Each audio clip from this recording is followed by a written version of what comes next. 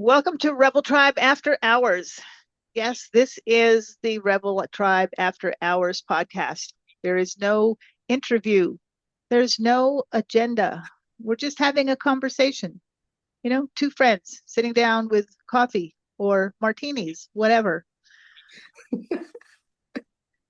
She's high on caffeine already.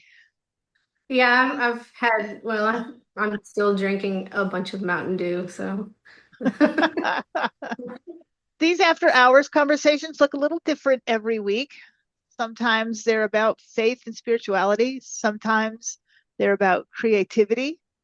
Sometimes they're just about being human. Today is one of our creatives conversations where we talk about art, ideas, and the things that surface when you stop trying to make something happen and just let it unfold. My guest today is artist Rachel Ann Kendrick. And I saw in your bio the other day when I was looking, you're also an actress. yeah, I'm an actress. So yeah. That's cool. So I'm going to start us here, okay? Artist and actress, the two don't, I don't know, they seem, well, actually, now that I think about it, I've read that there's a lot of actors that are also artists. So is that like a thing? I Okay. feel like it goes together because a lot of my actor friends are also artists. So yeah. So I mean, how does that work? Is it like the creativity thing or is it I, what? I think it's just like a creativity thing. You get into art maybe, or in my case, I was more into art first, and then I kind of just got into acting. Just first I started it in college and then kind of went back to art and kind of ebbs and flows. I had a friend who was working on a project um and it and they needed actors and I hadn't really done a lot of acting and that's just kind of how I got into it. Just said, I kind of like this. I'm going to try it out and I did pretty good, so I just kept going with it. Once you start doing acting and you really like it, you don't want to stop doing it most of the time, I think. So which one do you like better?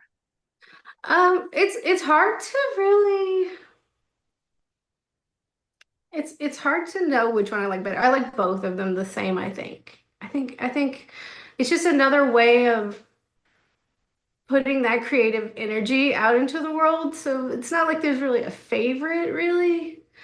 Though I'd have to say I'm probably more obsessed with the visual part of actually painting and creating objects just because I'm more of a visual person. Yeah.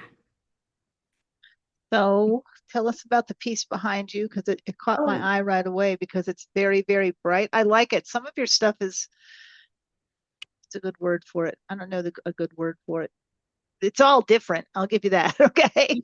And I well, like it. I mean, I'm not meaning that as an insult. I like your work. It's different. Um, but that one behind you, I particularly like. this So the pink one? yes, and I'm not really a pink person, so that one just caught my eye. So I'm just kind of like, what, why the change suddenly to all the color? I guess is what I'm asking. Well, for a while I just worked in a lot of kind of muted colors or like earthy tones and then something just changed. I started going checking out exhibits. I noticed other artists were moving more towards like that modern kind of feel, the kind of pop art, but I'm not really super into pop art, but I wanted to add that in a little bit, kind of like a reference to modern art. But I still take pieces of the classical stuff and put it in there from the art that I learned when I was at university. But eventually, artists just our work changes over time when we change. So it evolves, and it just kind of evolved more towards the brighter colors. Yeah. Yeah, because I remember what attracted me to you first is you posted something that it reminded me of my grandma of a quilt my grandmother had. I think I told you that. I think I commented on it's like, looks Oh like my yes, yes. grandma's quilt. And that just amazed me that you could, I don't know, it was just so because you said you did every one of those little squares individually, and I'm just sitting here thinking, That's a lot of Well, work. it is a lot of work. It's a lot of detail, but I love that. I like kind of having these different styles. Like this is a style I kind of went into more of like a meditative space. So you know how in other cultures they might do art that takes a very long time, like the sand art with the little pieces of sand, and it's kind of used as like a meditative thing. Well, I kind of the pixelated stuff, the stuff that kind of looks like a quilt, was kind of like a little meditation for me, you know? Whatever made you decide to do that? I mean, I've never seen anybody do pixelated art like that. What made you decide to do that? Well, I've seen pixelated art before, but not a lot. Like it's not very, wasn't very popular for a while. I think it's starting to get popular now, but I've seen it a few times with different artists, and I thought, oh, that looks too hard for me to do. And then I challenged myself. I'm like, okay, I'll start with really big ones, and then I'll move down to like the smaller ones and just see what works for me. And it does take a while. You do have to do a lot of planning, get the lines on there just right. But it's worth it because once you get the painting complete, it feels like you just it all came together perfectly kind of thing. Actually, this one um is I don't know if you can see it. This one Yeah. is one that I did, and it has the smallest pixels of all of the ones I've done so far. And the last show I did was one of the focuses was on pixelated work, but pixelation, and then have you ever heard of pointillism? I have. I'm not an Yeah. artist, but I love art, so I do know a little bit about it. Not So an pointillism's expert using, in any means, but yeah, it's using like these little dots. Well, in pixelation, it's kind of similar. And I did use lots of very bright colors. I just moved towards the brighter colors, you know. Um, I feel like it gave it more contrast when you look at it, kind of catches your eye more. it is pretty cool. I still like the other one. This one took I a don't know. lot. There's just something about that. I don't know what it was supposed to be, but to me, it looks like so that it looks like a bowl or a vase full of flowers. That's what it looks like to Oh, me. this one? Okay. Yes, Okay. yes. So this one's sorry. I scratched my nose. So this one is oh, my nose is itching. This one is kind of it's in a different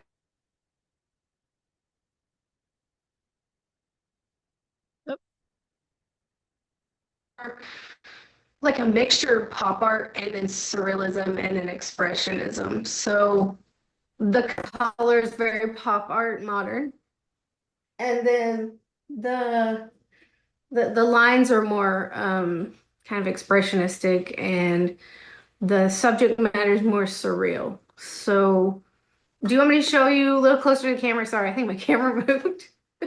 no, you're good. That's I saw it when you posted it, but just like I said, to me, that's what I see, and that to me is what that art form is all about anyway. It's not what you painted, it's what we see in it, and that's what I see in it. Okay. I see You see a a bowl vase full full of of flowers. flowers, and it does look like that when you first look at it.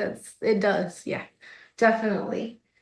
Um, it's because it's surreal, and I kind of base the idea off of so I really love Salvador Dali. He's a famous painter. Um, and a lot of his work has multiple images, so like multiple hidden images. Mhm. And this work actually has several hidden images, and you have to look at it. It's easier to see in person, but if you look at it for a while, you can start to see the hidden layers that I have in there. So it's not a bowl full of flowers. Okay, fine.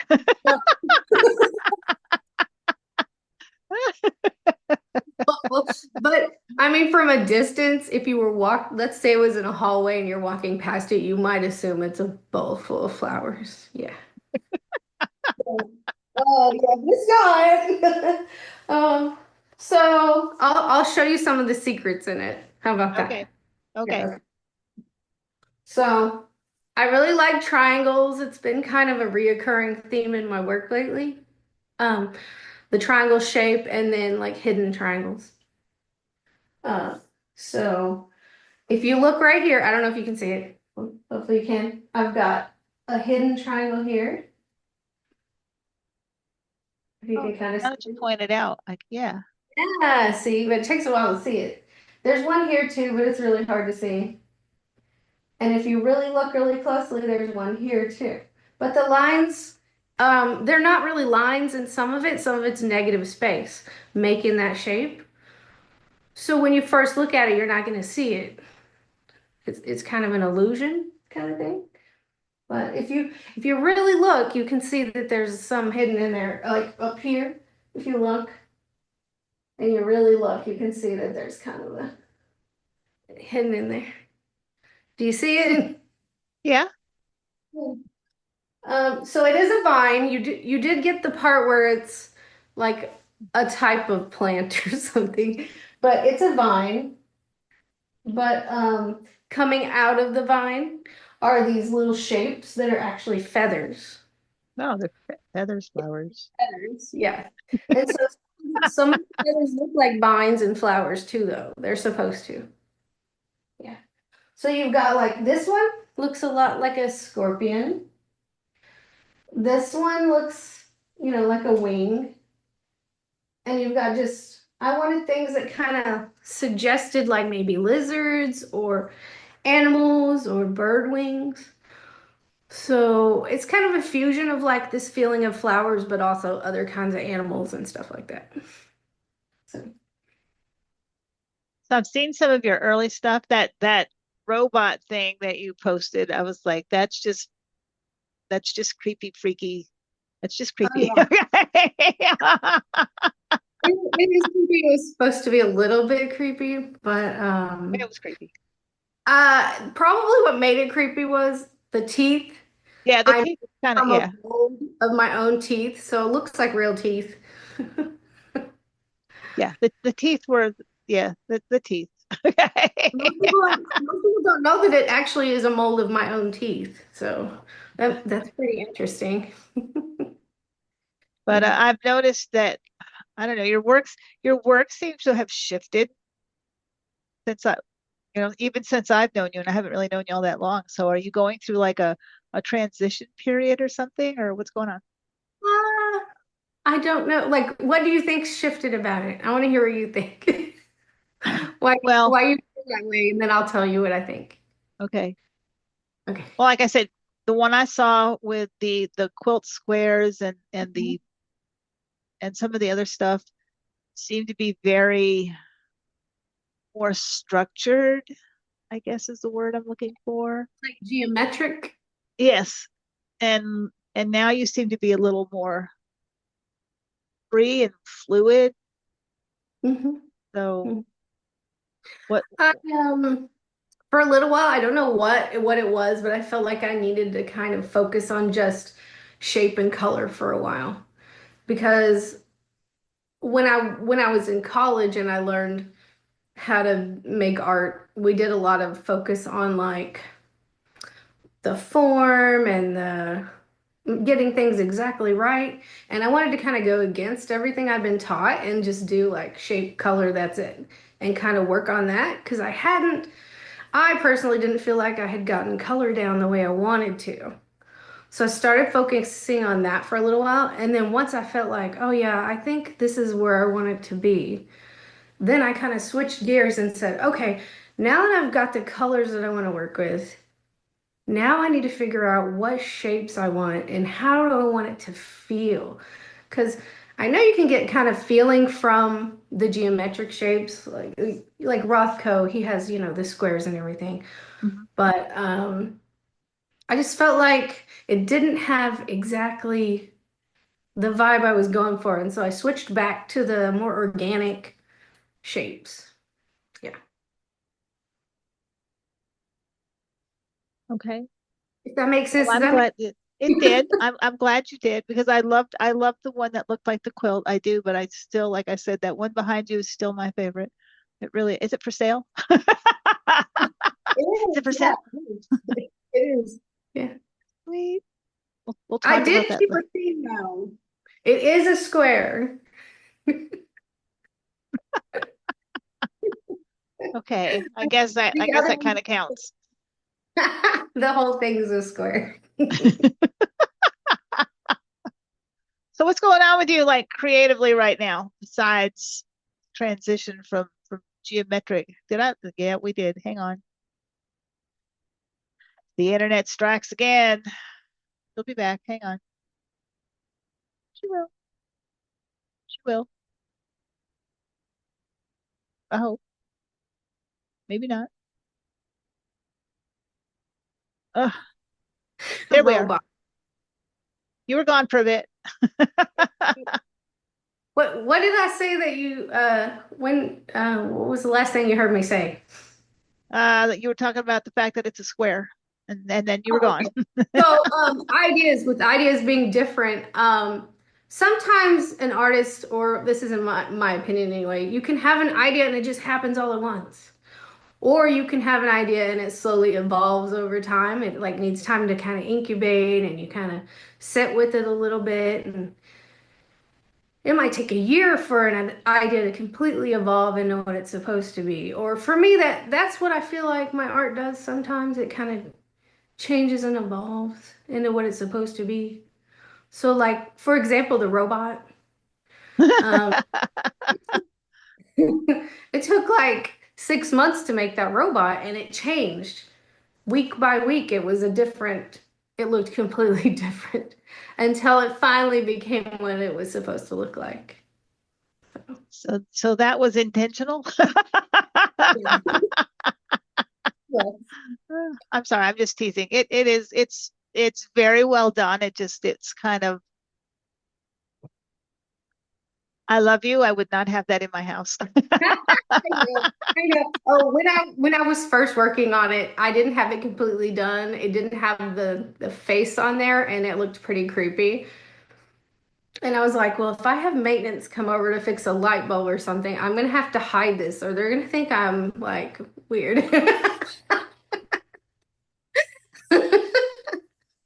Yeah, it's a little out there. Okay. I'm just Funny. saying. Well, I like out there stuff though. Like Oh, I really like H.R. Geiger. I don't know if you know who that is, but he created the creatures for the Alien movies. oh, really? Yeah, I love the Alien movies. Okay, well, I really like some of his work, and I think my robot was a little influenced by him, which might be why it's a little creepy. But, um, it was supposed to be a little scary. So. Oh, you succeeded. I don't know that scary is the word. It's not really scary. It's just I don't know. Well, when I made it, I kind of had some anxieties because, like, a lot of people were talking about AI and how they're worried about AI, you know, causing the collapse of civilization or using too much water or getting out of hand. And so I put a little bit of that anxiety about robots and AI into that sculpture. So it probably kind of reflects that back to the viewer, that little bit of that anxiety over, oh, what if we have robots everywhere? I've Kind of, read I, Robot. I know what happened. yeah. Yeah, yeah. I really like that movie. It's a good movie, but it does, yeah, it definitely does relate to that. And I'd never made a mechanical piece of art before, and it was so much fun to do. Even when I was really mad and I broke it like 50 times, it was still really fun because I learned something about myself while I was making it. So, Isn't but that kind of what art does though? I've heard that from other artists that in the process of creating they find I don't know, I don't want to say parts of themselves, but they learn more about themselves in the process of creating. Oh, definitely, yes. I was thinking, this is really hard to make. I'm thinking, if this had AI and it could do things, and then I thought, we definitely there's something bigger out there because I think about how humans are, and I'm thinking, this is just a little like robot art thing I'm making, and it's taking forever. But people are so much more complex. And just it just makes you think about your place in the universe, kind of like while I was making it, I was thinking all these things like because I normally don't think that way. It was kind of different from painting because normally painting I don't really like a 3D way, and I kept thinking to myself, Elon Musk is probably building a lot of robots that are way cooler than this. But this might actually be able to like talk to you and walk around and stuff, way more advanced than anything I could do. And I'm thinking, it just reminds me of like the things that humans can do and then the things that robots are going to be able to do. It's interesting to see humans as a creator, like a type of creator. And Yeah. I kept thinking these deep thoughts while I was making it. I'm like, oh, this is weird. But it's interesting. I did a lot of research on robots while I was building it too, to get Well, influence. I Yeah. think that's the difference, though. I know people are all stressed out about AI, and I understand, I guess, like I said, I'm not the AI expert by any means, Either. but I've heard some of my artist and author friends complain that AI stole their work to train their models. And I don't know how that would work exactly. I don't. I mean, There's different kinds of AI. So I think there's the big systems that they're using, these corporations, I guess. I don't know everything about it, but from what I've read, the bigger ones are the ones that are training on everyone's data on the internet, and the smaller ones aren't as much unless you feed it what you want it to have. So, but I don't really know enough about it to really. I think it could, I think it could help humanity. But because they're not really regulating it enough, it could also hurt humanity. But that's just my opinion. I well, don't know. that's true of just about everything out there anymore. Yeah, yeah. Depending on how it's used, it can be I used don't for like, good or not yeah. so much. I don't like that they're using other people's artwork for it, though. I'm definitely among those artists that I think, if I post this online, is some AI just gonna steal it? It's not good. Yeah, I don't know. Like I said, I am of thoughts that the more I learn about how all of this technology works, I'm not, our stuff is out there, okay? Oh, it is. Unless you are totally off grid, our stuff is out there. So you just have to learn to come to grips with that. And I know it's irritating. And I mean, I have seen people, because I'm not artistic or anything, but I do create, stuff for my own content for my own business. And I have seen actual, that is my image, Oh, with they were able to remove the logo, which is not that hard to do anymore. I mean, you can remove no. somebody's logo, Yeah. but I'm looking at it going, I made that, and they just took it and Hmm. reposted it without my logo and used it as theirs. And thankfully they didn't steal the post. I guess that would have been a little too obvious. But yeah, for a moment it was like, how dare they? And then it was like, well, I put it out there in the public view, so Exactly. I gotta expect that there's gonna be somebody out there that's gonna help themselves. The thing that And I've been thinking of is I love doing art shows and I love showing my work in person. I like posting it online, but I prefer to talk to people at a show, like your traditional art show. And I've just decided that if I show it at a show and it's in person and people know it was my work first, Even if people copy it, at least people know I was the one that did it first.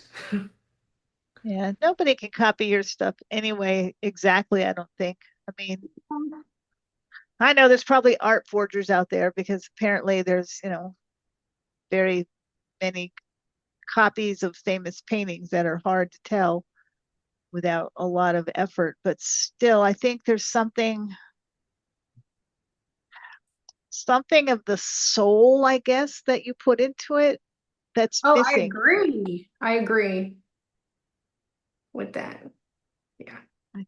So I just think you can create it, but it's not going to be, you can copy it, but it's still not going to be exactly the same because the heart and the energy and the soul and the whole, that whole, all of that went into it is going to be not there. The human part of it, and that makes a big difference. Yeah, because AI art, you can tell an AI made it, but with human art, art that people make, yeah, you can see that soul in there, that feeling. And that's what art really is about. It's about expressing yourself, relating to the world around you, or that's what I feel anyway, and kind of giving your interpretation of the world around you, or and sometimes in my case, I like doing that, but also putting a little bit of like some subconscious material in there. So, but that's, I just really like psychology, so I do that a lot with some of my stuff, but not all of it. Yeah, that's just how I think about it. I know people are like, for the longest time, I was always afraid to write like I normally write because supposedly, like the M dash is a dead giveaway that it's AI.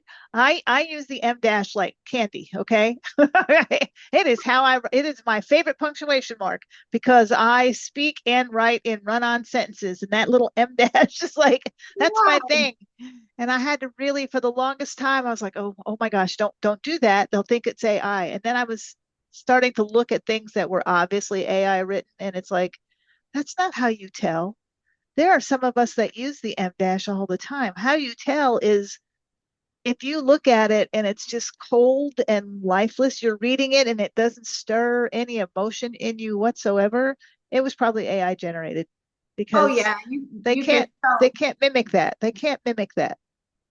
Yeah, you can tell because they take bits and pieces from certain writing, but it just doesn't sound the same at all. Yeah. And I think it's the same with art. Like you said, you can look at it and go, well, format is perfect, but the emotion's not there. You can look at it and go, yeah, okay, pretty picture, move on. It's just not the same. Well, people relate to things differently. We relate to our culture, the people around us. AI can't do that. Um, we have the collective consciousness that all of us are interconnected with, um, our spirits, and AI just can't compete with that. It I just know. can't. I mean, I'm looking at all of the pieces behind you and I'm thinking AI could maybe generate those, but they would be too perfect. And it'd be just a copy anyway. You Oh, know, you they want me? would be, You want to see the yellow one? oh, sure, we got, Hold on a sure. second.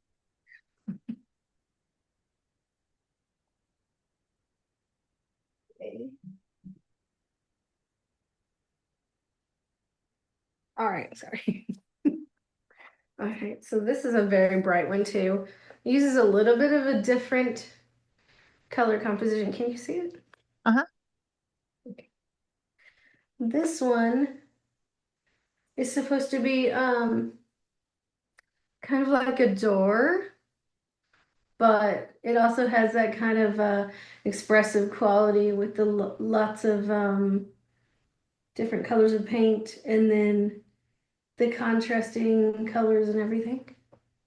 Yeah, see, to me, this one looks kind of like a transition piece between the quilt piece and Mm-hmm. the pink one. It's because you can still see there's a lot of structure, There is, yes. but so it looks like this was in your transition phase. Right here, you got the squares, then that, then that. Yes, yes, that's right. Look at me, I'm talking art. Oh, you know what you're talking about. I cannot draw at all. Not even stick people. If I draw stick people, people laugh at them because they're so goofy looking. I have zero artistic talent, which kind of irritates me because my mother was an artist. My grandson can draw, my Want sister to? can draw, but I cannot draw at all Well, or paint. all of us get different gifts, for different things. Yeah, I go to the paint your power things with Lachelle, and she tries really hard. My stuff never comes out looking like hers ever, ever. She tries really hard, and she's like, "Oh, it looks good." I feel like sometimes that she's behind me. I go, "No, it looks good." I'm like, "No, it doesn't. It doesn't look like yours at all." As you're expressing yourself, that's all that really matters, really. I'm just obsessed. You get to the point when you're an artist, you just are obsessed. And, Well, you know you're awful when I took my granddaughter to what the heck's the name of the place? It's in Fayetteville, and uh, they have classes and stuff. Anyway, they were doing a pottery class where they were going to make little boxes, like, and I thought it was for everybody. I did not know it was for kids, so I signed the both of us up. So I'm the only one in there. I mean, they didn't make me leave, but I'm the only adult in the room, okay, with my granddaughter and all these little 6 year olds, all right.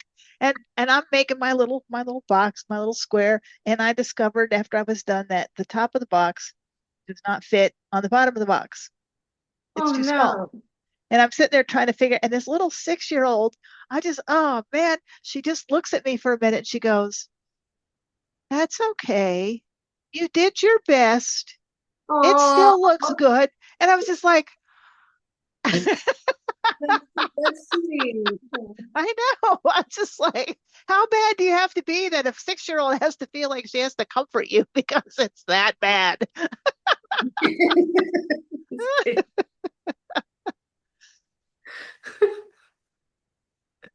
It's okay. Ah, my goodness. So, what are you working on now? Like, what are you doing So, creatively okay. now? Right now I'm working on some stuff that I have a show coming up in a year. I Cool. uh Where? I do some small shows throughout the year. Like I'm gonna be doing some shows with Uncanny Art House in Norman. They have like a list of shows that are coming up. But it's not my big show, so I might like submit a few small things there. But I have a show at the Resonator Institute in Norman in a year, and I'm starting to work on the stuff for that. So, uh, my theme for that will be, uh, well, I'm still working on the theme, but I'm letting it kind of evolve. Like I said, I'm letting it evolve into what it wants to be. But I go by intuition a lot with my themes. I let it kind of evolve over time. But I think I'm gonna do more symbolic art, more surreal art instead of just pixels. So probably like a large wall of different paintings that all kind of relate to each other. And then maybe a few more robots and No teeth. no, maybe no teeth this time. I was thinking something cute like a turtle or something. Um, but either something that can crawl or swim or maybe something that can swim. I haven't decided yet. But I'm gonna do let's see.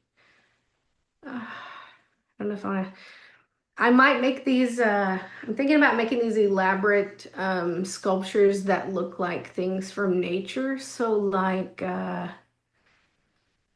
butterfly cocoons, you know how the caterpillar goes into the cocoon and becomes a Mhm. butterfly. So I'm thinking about building some of those that might be more interactive, but I haven't decided everything yet. I'm still working it out. So So how do you make that? I mean, how do I you decide? Is it figured that like out. Yeah. you just do you just paint like I wrote something the other day that because I'm a writer, not a painter, I'm a writer. And I posted the other day that when you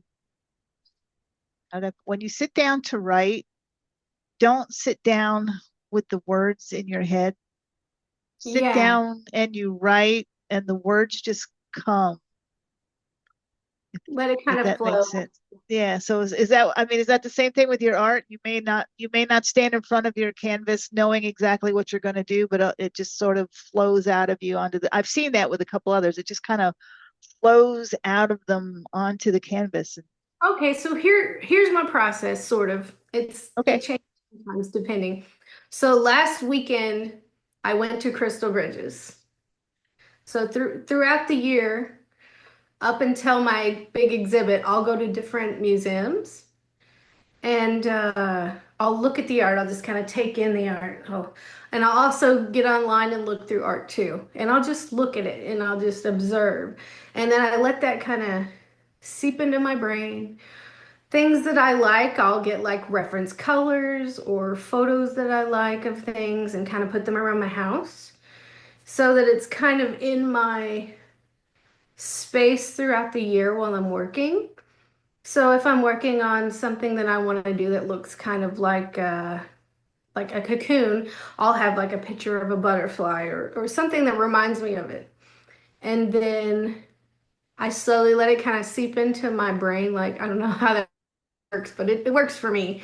And over time, like ideas, when I like, go for a walk or something, will just start popping into my head from all these things I have kind of around me and the things that I've seen. And sometimes things will mix together that I didn't really even think of. It's almost like it just pops into my head. I don't know how it happens. Kind of like you said, the when you write, it might just come out of your brain. You don't really know. It's just flowing out. It does. It's the same thing, kind of, but with images and ideas. And so I may have a little bit of an idea. I might kind of think, oh yeah, this is what I want to make. I want to make this cocoon or whatever. I might do a few sketches. Then if I don't have a really great idea, I'll leave it alone for a couple weeks and then I'll come back to it. And I just work on it, work on the sketches, come up with how I'm gonna actually create it, get the materials together, set them around until I get like that moment of, okay, yeah, this is what I need to do. And then I start working on it. It just happens. I don't know exactly how to explain it. Well, yeah, I mean, that pretty much sounds like it. Yeah, it just kind of, Yeah. what I hate is when you get an idea for something like in the middle of the night. Okay. Oh, I Like know. in the I middle know. of the night, you wake up and go, "Oh man, I got this idea." I'll write it down. I'll write it down. Like I do have a big list in my phone of ideas. I'll write it down and I'll be later I'll go back to it and I'll be like, what does this mean? Don't you hate It'll that? be like Yes, I know. it'll be something really random like moon coffee or something just that doesn't make any sense and I'll be like, what Moon was that? coffee. Write that down. Moon coffee. Moon coffee. That actually gave me an image. You need to paint this now, okay? Because I have an image in my head. Moon coffee. But I'm a very visual person, so a lot of my ideas come in like pictures. And then also when I work with 3D projects, which I just started doing the last couple of years, with the robot sculpture and everything, when I do that, I will do drawings, but sometimes I'll sit and just imagine what it might look like in my head, and I picture it in 3D and just kind of change it almost like I'm in virtual reality. I don't know if everybody does that, but it's pretty fun. Um, yeah. So when's your exhibit? Because this sounds interesting. I Huh? know you said when's your exhibit? I know you said it's in a year. Yeah, it's in a year at the Resonator Institute. It's a local gallery in Norman, and it's gonna be a mixture of I'm gonna have a film playing, so it'll be one of my experimental films. I haven't filmed it yet, so I've got this year to film it.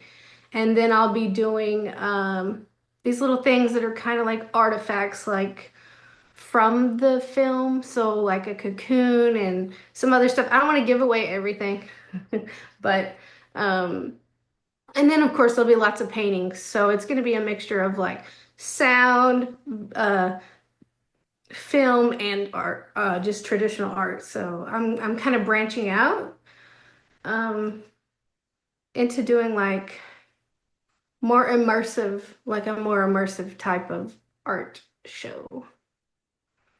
So, So you're going to keep us posted on it, right? Because yes. I definitely, especially if you're having some of this other stuff you're talking about, I definitely would like to see that. It sounds interesting. I'm working on getting funding for the short film. So depending on if I get funding or not, depends on how like elaborate it'll be. I'm still gonna do it even if I don't get funding, but if I do, then it'll be even better. So I'm sure there's grants and things out there. there are. I'm applying for a couple. So That's good. I think I might get one. Hopefully. Fingers Yeah. crossed. So Why not? I mean, seriously, you know, you've got as good a shot as anybody. So exactly. Well, and let it I try. made my first experimental film this year. So Cool. and I want to keep making them, even though they're not very long. I just really like doing it. It's a new way to express myself. So Hey, that's what it's all about. Finding That's ways to. exactly. I love using any kind of format to express myself. Art, music, um, acting, making little films. I like doing all of it. That's just the kind of person I am. I just love it all. Well, this has been really interesting. I mean, seriously, I had no idea that you did all this other stuff on top of your paintings. I just normally see your paintings because that's what you post online. And then you said that you posted the robot. That was like, okay. I'll send you some links to some of the films I've been in and the film that I made this year, if you want Yeah, to give me watch it. some links to put in this because people might want to check out your work. So send me some links to like your where you've got some works showing or something so that people can see what it is you do besides the ones behind you. Yes. And yeah, Yeah, do that'll you be want to cool. tell them my Instagram? They want to follow me, or you can add that Yeah, on give there. me yeah, give Okay. me the Instagram and you'll see the robot there, I think. I think that's where I Yes. saw it. Okay. I might do a video of it doing stuff because it does actually do a lot of movement. Its legs move, its mouth moves, it does all kinds of Oh stuff. my So gosh, that's even oh my gosh. Okay. I'm you're glad like I didn't see a video of it figuratively then. speaking you. Ah, the teeth. The teeth are what Yeah, got me. I have to I know. admit, the teeth. It was really Ah, great talking to you too, and I'm really happy you had me come on. yeah, I'm glad you came on because it's like I said, I watch your stuff. It's and I like it. Some of it is some of it is different, Yeah. which is I mean, and again, not insulting in any way. It's not like that's just some of it is very different, and that's what I like. I don't like art needs to be what you feel, not what you think everybody else is painting. I mean, I go to some of these other, my grandson is a photographer and he likes to go to galleries and things and look at the art. Hmm. Um, and we'll go to some of these galleries and it's all the same stuff. And it's like, don't you people have any imagination at all? Or is this what is this? It's all the same stuff and it's kind of boring. It even, I don't know. Art needs to come from your heart and your soul, just like the writing, the music. It's creative expression, and if it's not coming from that place, then you just you might as well let AI do it. I can't help it. I gotta express myself, however. So So, that's why I love your stuff because it's always so different. And sometimes it's a little the robot's a little weird. I'm not gonna lie about it. Sometimes it's a little I weird, like like the tossing robot. them. I've never seen a robot with teeth before, especially big white curly teeth. Okay. I have Fine. never seen I that. like getting that.